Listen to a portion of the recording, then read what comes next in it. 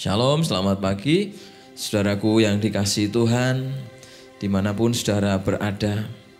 Mari tetap di tengah-tengah keadaan yang serba terbatas dan dengan kesulitan, kita tetap sama punya rasa atau kepercayaan yang makin hari makin optimis bahwa Tuhan bekerja dengan caranya yang ajaib di tengah-tengah kesulitan ini, baik dalam kehidupan kita tapi juga bagi bangsa kita.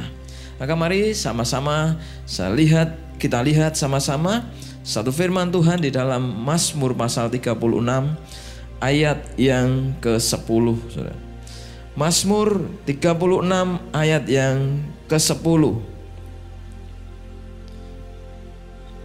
Saya bacakan demikian sabda Tuhan dari Mazmur 36 ayat yang ke-10. Sebab padamu ada sumber hayat, di dalam terangmu kami melihat terang. Sekali lagi saya bacakan, sebab padamu ada sumber hayat, di dalam terangmu kami melihat terang. Nah, kekasih Tuhan, pagi hari ini saudara, firman Tuhan ini saudara ingin membawa kita, ya khususnya dalam Mazmur 36 ayat 10 atau satu perikop ini, membawa kita kepada satu hal yang namanya bahwa mari kita belajar untuk menikmati terang Tuhan, ya. Menikmati hidup di dalam terang Tuhan. Nah, kekasih Tuhan, kata terang, ya seringkali kita dengar, ya seringkali menggunakan kata or, saudara. Dan kata terang di sini saudara diulang 2 kali saudara. Dan di situ kita dapati bagaimana supaya ya di dalam terang kita Tuhan kita melihat terang. Rupa-rupanya saudara, kita harus dapat yang namanya melihat di dalam melalui terangnya Tuhan itu sendiri.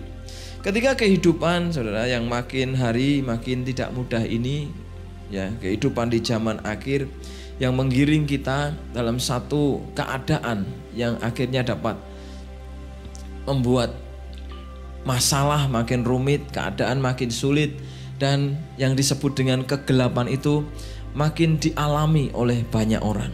Namun firman Tuhan menawarkan satu hal yang indah. Di tengah-tengah kegelapan dan kesulitan yang terjadi, mari kita mampu untuk yang namanya melihat terang dari Tuhan itu yang merupakan sumber kehidupan, sehingga di dalam terang itu kita dapat melihat. Seperti firman Tuhan yang menguatkan kita juga, saudara. Firman-Mu adalah pelita bagi kakiku dan terang bagi jalanku. Nah, mari yang pertama kita belajar saudara, bagaimana kita menikmati atau dapat hidup di dalam terang Tuhan. Mari kita terus yang namanya berpusat, berfokus kepada Yesus sang sumber terang dalam hidup kita. Kalimat yang pertama saudara dikatakan di ayat yang 10, sebab padamu ada sumber hayat. Nah, sumber hayat atau sumber kehidupan. Kata hayat di sini saudara artinya adalah kehidupan yang ada. Atau kata hayat di situ atau kata hidup di situ dapat diterjemahkan dengan kata pemeliharaan atau dapat diterjemahkan dengan kata kekuatan, saudara. Saudara, mari kita belajar saudara untuk mempercayai Tuhan sebagai sumber kehidupan, sumber pemeliharaan, sumber kekuatan. Di saat kita kekurangan, Dia menjadi sumber hayat yang mencukupkan kebutuhan hidup kita. Di saat kita mengalami kelemahan, Dia menjadi sumber hayat bagi kekuatan Tuhan dinyatakan dalam hidup kita.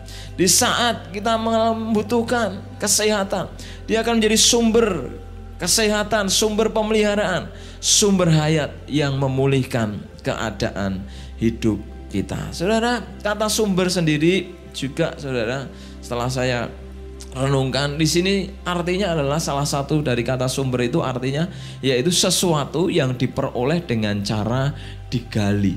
Sumber mata air bisa kalau yang ada di sungai saudara, dia langsung dinikmati. Tetapi sumber yang saudara kadang kalau kita membuat sumur ya, seperti sumur saya pernah buat sumur bor saudara bersama kakak saya. Nah, sumur sebelum kami menikmati sumber mata air di dalamnya, kami harus menggali saudara. ya, menggali berdua, saudara. Sebelum menggali kami mencari titik yang pas di mana sumber mata air yang paling baik akan kami peroleh waktu itu. Nah, kakak saya yang mencari-cari karena dia yang pekerja utamanya, saya hanya cadangan. Nah, kemudian beliau kami cari di beberapa titik keliru, saudara. Sampai beberapa titik dan kami menemukan titik yang menjadi sumber air bagi kehidupan keluarga kami di waktu itu. Nah, benar saudara, kami mulai menggali ya saudara. Pakai dengan alat buatan kakak saya sendiri ya. Dan digali, dibor, dan akhirnya saudara cukup lama berminggu-minggu ya, karena disambi saudara, disambi bekerja, sekolah dan lain sebagainya. Akhirnya kami mendapatkan mata air setelah melewati tanah yang awalnya saudara biasa, kemudian tanah itu berubah menjadi tanah yang lebih dalam lagi, menjadi tanah yang liat, tanah yang warnanya hitam, liat dan sulit, saudara. Untuk mencapai beberapa senti saja membutuhkan waktu yang cukup lama, karena begitu digali ulet sekali tanah itu. Dan kemudian setelah menembus ya padas, batu padas, kemudian menembus pasir, dan baru kemudian setelah sekitar 12 meter kami mendapatkan air. Kekasih Tuhan, sumber hayat, sumber kehidupan adalah Tuhan. Tetapi bagaimana caranya kita bisa mengalami sang sumber hayat? Bagaimana kita bisa mengalami sang sumber pemelihara, sang sumber kehidupan, sang sumber kesembuhan, sang sumber yang mencukupkan segala kebutuhan dalam hidup kita? Saudara, sumber ini artinya sesuatu yang didapatkan dengan cara digali. Maka apa yang harus digali? Firman Tuhan. Terang itu sendiri adalah firman Tuhan. Kebenaran firman Tuhan itu adalah terang itu sendiri. Dan saudara, dalam Yohanes 1 ayat 1 sampai yang kelima, saya bacakan dalam terjemahan sederhana Indonesia. Definisi terang menurut Perjanjian Baru atau dalam Injil Yohanes. Dalam terjemahan sederhana Indonesia, sabda Tuhan dikatakan, dulu sekali sebelum dunia ini diciptakan, Dia, yaitu Allah, yang disebut firman sudah bersama dengan Allah. Dan firman itu juga adalah Allah. Dari permulaan Dia sudah hidup bersama dengan Allah. Allah menciptakan segala sesuatu melalui Dia. Dan tidak ada satupun yang diciptakan oleh Allah tanpa Dia, yang bernama Firman. Di dalam diri firman itu ada kuasa yang memberi kehidupan kepada semua makhluk. Dan kuasa kehidupan itu adalah seperti terang yang bisa menerangi hati manusia. Jadi firman itu juga disebut terang dunia. Dia bersinar di dalam kegelapan, dan kegelapan tidak bisa menutupi cahayanya. Saudara, kata terang adalah merujuk kepada saudara firman atau sang firman, sang hologos itu sendiri. Sedang kata firman dan terang dalam bahasa Yunani seringkali dipakai kata pos, saudara. Dan itu saudara, dalam Perjanjian Baru terang itu ya selalu saudara artinya berhubungan dengan pribadi dan pekerjaan Kristus yang menyinarkan terang, memberi terang dalam kehidupan jiwa dan rohani atau kehidupan spiritual, spiritualitas, saudara. Agama menawarkan aturan cara untuk mengerjakan perintah Tuhan.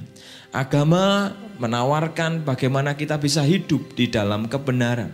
Tetapi terang Tuhan atau spiritualitas di dalam diri kita melalui terang Kristus mengajarkan saudara meraih kebenaran, dan kebenaran itu akan mencapai yang namanya kemerdekaan atau kebebasan.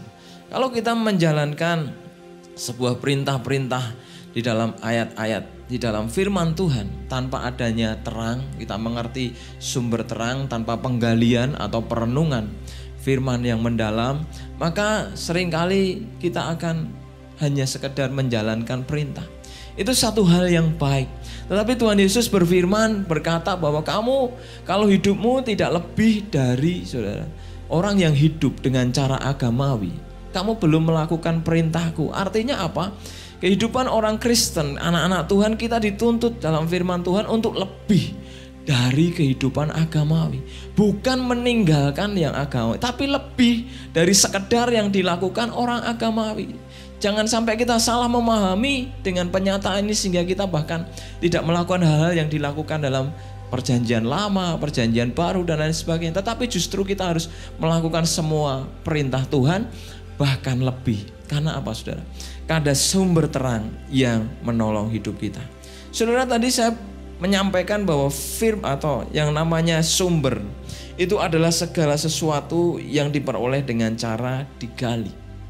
Ya, maka ketika kita melakukan firman Tuhan, kadang itu sulit, saudara. Maka mari kita belajar untuk menerapkan firman Tuhan, baik dalam keadaan kita mengalami kelimpahan maupun dalam keadaan kita mengalami kekurangan. Baik dalam kita menghadapi keadaan kita penuh dengan kejayaan, kemenangan, atau pada saat kita mengalami sakit, mengalami penderitaan, mengalami ujian, mengalami pemurnian. Kita harus melakukan siap sedia menggali firman itu. Tadi saya pernah menggali bersama kakak saya, mencapai tanah yang hanya biasa yang ditembus dengan mata bor, jelek langsung menhujam dalam dan mencapai beberapa senti bahkan meter dengan cepat. Tapi mencapai di tanah yang sulit, saudara, yang tanah liat berwarna hitam, itu sulit sekali ditembus. Untuk dapatkan beberapa senti ke dalam diperlukan waktu berjam-jam bahkan berhari-hari. Saudaraku yang dikasihi Tuhan, keadaan sulit ini mari makin menyadarkan kita ada Yesus sang sumber terang. Mari kita percaya bahwa Tuhan sang sumber terang, Dia sang firman ada di dalam dunia. Dia telah menjadi manusia, Dia mati dan bangkit bagi kita. Dan firman-Nya, yaitu dirinya sendiri, firman yang dituliskan, ditinggalkan bagi kita, menjadi sumber terang dalam hidup kita. Nah, saudara, yang kedua, saudara, mari kita melihat dari kalimat di ayat yang 10 dari Mazmur 36 ayat yang ke-10. Ya, di dalam terang-Mu kami melihat terang. Di dalam terang-Mu kami melihat terang. Saudara, mari kita fokus pada kata melihat, saudara. Kata melihat, saudara, satu kata di sini yang artinya, saudara, dapat diartikan ya memang dari kata ra'ah, artinya dari melihat, ya, atau yang namanya menyimak, atau saudara melihat secara keseluruhan realitas kenyataan yang terjadi secara langsung, real time, real life, ya. Seperti keadaan kita langsung melihat keadaan yang terjadi. Tapi juga artinya juga bisa yang namanya mencermati atau memperhatikan dengan cara melihat atau memandang, saudara. Tapi juga, saudara, arti dari kata melihat ini, saudara, juga dapat diartikan dengan kata menikmati atau merasakan. Menikmati atau merasakan. Di tengah-tengah keadaan sulit ini, saudara, Tuhan ingin kita merasakan terang Tuhan dalam hidup kita. Dengan cara kita bersyukur dalam segala hal, tetap memuji Tuhan di masa-masa apapun yang terjadi dalam hidup kita. Hari-hari ini memang sulit, namun Tuhan mau agar kita dapat menikmati keadaan yang sulit ini. Ya, kita anak-anak Tuhan sedang digiring dalam satu masa yang namanya akhir zaman. Hari-hari ini Tuhan ingin mengajarkan kepada kita untuk bisa survive atau bertahan di masa yang sulit. Kita harus bisa survive atau bertahan dengan menikmati setiap rencana Tuhan, dengan cara menikmati keadaan yang baik atau mudah, serba penuh kelimpahan. Namun kita juga bisa menikmati semua rencana Tuhan saat dalam keadaan yang penuh dengan kesulitan dan kekurangan. Sebab ada waktu Tuhan yang bersama kita saat Dia bawa kita di lembah-lembah kemenangan dan sukacita. Tapi ada waktu-waktu Tuhan membawa kita turun ke lembah yang namanya air mata atau bayang-bayang maut. Mari belajar, saudara, bahwa kehidupan ini naik turun. Kehidupan ini penuh dengan yang namanya gejolak. Kadang enak, saudara, ya. Kalau saudara yang bekerja, ya, tanggal muda gajian, saudara, terima banyak uang, ya. Pertengahan sudah mulai menyusut dompet dan keuangan kita. Kemudian tanggal menuju akhir sudah mulai seret. Sudah ada banyak orang yang mulai cari kanan kiri untuk tambal sana sini kebutuhan hidup. Ada orang yang terus bertahan mencukupkan dengan apa yang ada. Bahkan ada orang dengan uang yang sama membuat pelipat gandaan finansial dalam hidupnya. Saudara, kehidupan ini bisa susah, bisa mudah, bisa apapun. Tetapi Tuhan ingin kita merasakan bahwa hari-hari yang Dia sediakan adalah baik dan rencananya sempurna. Mari kita belajar dengan menikmatinya. Ketika susah, mari tetap mengucap syukur. Ketika di masa sulit penuh tantangan, ya, gejolak dalam rumah tangga, dalam keluarga, dalam pekerjaan, dalam studi dan pelayanan, mengucap syukur dengan berkat yang disediakan Tuhan. Bahkan saudara, untuk yang namanya merasakan, ya, atau menikmati saudara, yang namanya terang Tuhan itu, kita harus yang namanya belajar untuk yang namanya senantiasa memahami di masa-masa kelemahan justru kuasa Tuhan menjadi sempurna dalam hidup kita. Di masa-masa sulit ini Tuhan ingin menawarkan kepada saudara dan saya kekuatannya, anugerahnya, kuasanya disempurnakan dalam hidup kita. Kalau kita mengeluh, kalau kita menggerutu, kita menolak kuasa dan kekuatan Tuhan di masa-masa kesesakan dan kelemahan. Tapi kalau kita mengucap syukur, kita berserah kepada Tuhan, kita menyerahkan dan menikmati keadaan ini, maka kita akan merasakan kelemahan diubah menjadi kekuatan yang ajaib. Seperti yang dialami Rasul Paulus, saudara. Dia sengaja, saudara, berada di satu situasi yang sulit untuk memberitakan Injil, memberitakan firman Tuhan. Tetapi saudara, sengaja memberitakan firman karena itu memang pelayanan atau panggilan hidupnya. Dia harus bukan mengalami hal-hal yang baik saja, tapi jauh lebih banyak mengalami hal yang sulit, mengalami keadaan yang menjepit, bahkan nyawanya menjadi taruhan. Tetapi dia tetap berkata, ketika dia berdoa kepada Tuhan, dan Tuhan agar mengambil semua kelemahannya, keadaannya yang sulit, tantangannya yang menjepit hidupnya, baik secara pribadi maupun bersama komunal dalam jemaat Tuhan. Tapi Tuhan justru bekerja, itu memang harus ada untuk menyadarkan kamu bahwa kekuatan dan anugerah Tuhanlah yang bekerja atas hidupmu. Maka mari di tengah-tengah kesulitan dalam pelayanan, tidak usah menyalahkan suami, tidak usah menyalahkan istri, tidak usah menyalahkan hamba Tuhan, tidak usah menyalahkan anak buah, tidak usah menyalahkan bos, tidak usah menyalahkan siapapun, saudara. Di dalam keadaan sulit, justru di situ kuasa Tuhan akan dinyatakan, agar kita benar-benar bergantung dengan kekuatan Tuhan dan bukan menyombongkan diri. Saudara, ketika terang Tuhan masuk di dalam diri seseorang yang penuh dengan kegelapan, maka terang itu diaktifkan di dalam hidupnya. Beberapa waktu di dalam pelayanan, saudara, ada seorang yang belum mengenal Kristus dalam hidupnya, dilayani. Satu keluarga ini, saudara, belum mengenal Kristus, sang sumber terang. Begitu, saudara, mungkin dia pernah mendengar tentang Yesus dan pengajaran tentang firman, tetapi dia menolak dan mengabaikan karena memang tidak menganggap penting. Tapi suatu kali Tuhan izinkan kegelapan datang dalam hidup mereka dengan cara membawa masalah, saudara. Ada banyak masalah yang terjadi, saudara. Masalah dari kecelakaan, kecelakaan dalam salah satu anggota keluarga, kemudian masalah di dalam rumah, terjadi yang namanya insiden, kebakaran tiap hari, saudara. Bisa sampai 17 sampai 20 hari sesuatu pasti terbakar di rumah itu. Tapi tidak menimbulkan kebakaran secara keseluruhan, membuat mereka kemudian mencari pertolongan pada dukun, kepada orang-orang pintar sampai 5 kali dan tidak mendapat hasil. Dan kemudian mereka mencari seorang anak Tuhan.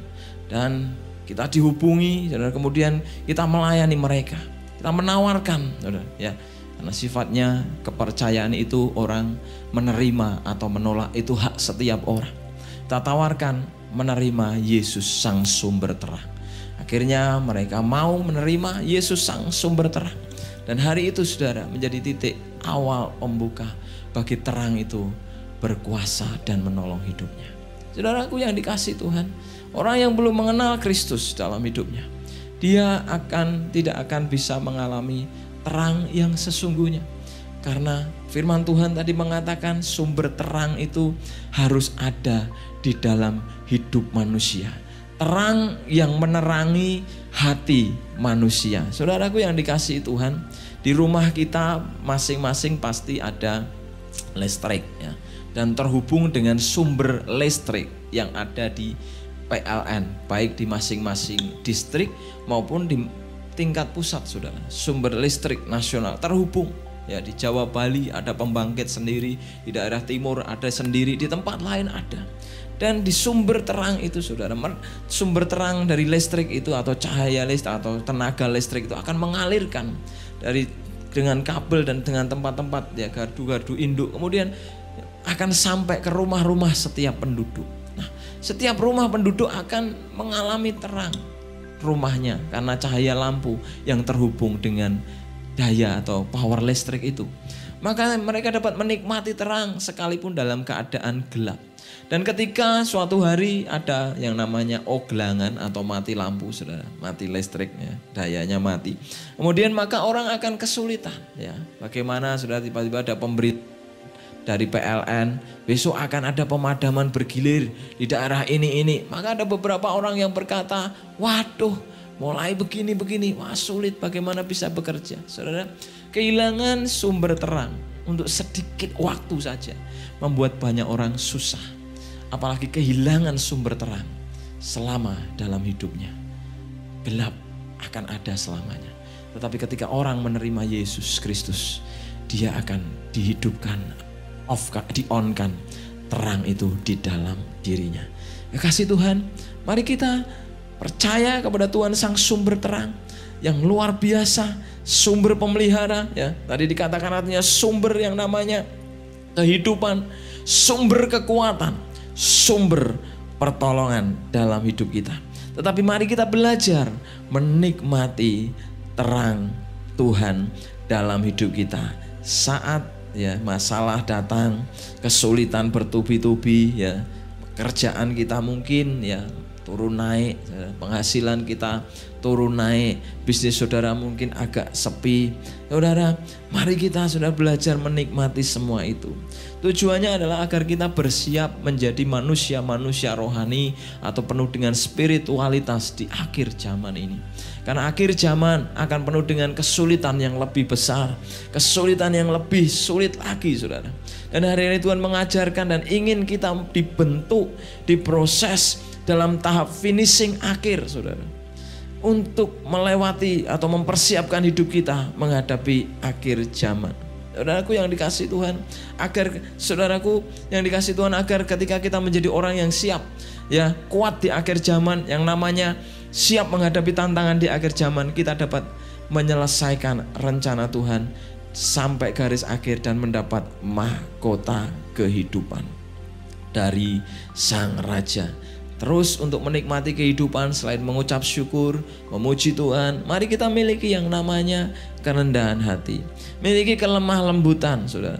Miliki sikap hati agar kita tetap tunduk, saudara, dengan firman Tuhan, dengan kebenaran Tuhan yang menerangi hidup kita. Saudara, untuk menikmati, saudara, dengan kerendahan hati, terkadang kita sulit melakukannya.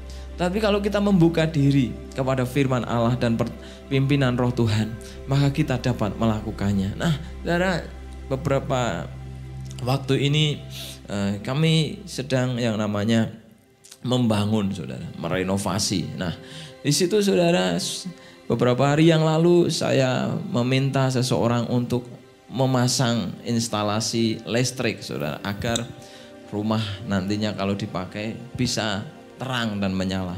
Nah, orang itu tidak tahu alamat dari tempat kami, rumah kami. Maka saya menjemput beliau dari rumahnya, saya bawa ke tempat di mana rumah itu direnovasi. Dalam perjalanan itu, saudara, dia belum pernah ya, saudara, lewat daerah itu. Makanya dia berkata bingung. Dan kemudian sampai di tempat, saudara, kemudian saya bilang sama dia, nanti Bapak pulang sendiri, besok kesini lagi, kalau belum selesai datang sendiri ya. Dia bilang, wah saya enggak tahu jalannya, nanti enggak kesasar mas katanya. Oh ya udah, kalau begitu saya tungguin saudara, dan kemudian saya antar pulang. Kemudian besoknya saudara saya jemput lagi, saya antar sampai di tempat tujuan. Tapi besoknya waktu saya mengantar berbeda dengan pada waktu pertama kali saya bawa dia ke rumah itu. Dan besoknya waktu kami ke sana, ke rumah itu, saya membiarkan dia ada di depan untuk tahu jalan saudara. Dan waktu dia ada di depan, saudara, dia di belakang untuk mengamati dan mengawasi biar dia bisa mandiri tahu. Kemudian dia berbelok ke kiri saudara. Jalan yang saya tunjukkan adalah jalan yang paling cepat untuk sampai ke rumah itu. Tetapi dia salah belok ke kiri. Sama-sama akan sampai ke rumah itu, tetapi sedikit agak jauh. Saudara, akhirnya tapi dia sampai ke rumah itu juga, sekalipun harus banyak berbelok-belok. Nah di dalam kehidupan ini ketika kita mengizinkan Tuhan memimpin hidup kita, mari kita nikmati pimpinan itu saudara. Tuhan akan menunjukkan jalan kepada kita, tetapi Tuhan tidak akan memaksa kita saudara, karena kita bukan robot. Tuhan akan membiarkan kehendak kita berjalan, apakah beriringan dengan firman dan tuntunannya, apakah bertentangan dengan firman dan tuntunannya. Saudara, seperti tadi saya biarkan dia belok salah sedikit tidak apa-apa, yang penting tetap berada di jalan tepat menuju ke rumah itu. Tetapi sekalipun dia tidak sampai lebih cepat, tetapi memang itulah Tuhan ketika memimpin kita. Dia izinkan kita memilih, mengambil keputusan, mengerjakan ini, mengerjakan itu. Dia pimpin kita. Kalau kita tetap di dalam pimpinan Tuhan, kita pasti akan sampai ke tujuan. Tetapi waktu kita punya hikmat dan terus belajar firman Tuhan, maka kita bisa menyelesaikan pekerjaan dan kehendak Allah dengan cepat, tanpa penundaan, tanpa pembelokan. Jadi saudara, di masa-masa sulit Tuhan ingin kita menikmati jalan-jalannya, mengenal belokan yang tajam, mengenal turunan yang tajam, mengenal tanjakan yang tajam, mengenal jalan datar yang seolah-olah enak dan nyaman, tapi bisa seperti jalan tol, banyak tabrakan. Maka mari kita menikmati proses dalam hidup ini. Tuhan baik, Sang Sumber terang, sanggup melimpahkan pertolongannya di dalam hidup kita. Nikmati dengan ucapan syukur, nikmati dengan memuji dan menyembah Tuhan, nikmati dengan kerendahan hati, karena tuntunan Tuhan membawa mujizat, tuntunan Tuhan membawa pertolongan, tuntunan Tuhan membawa kepada kehidupan kekal yang ajaib. Kiranya Tuhan memberkati kita semua.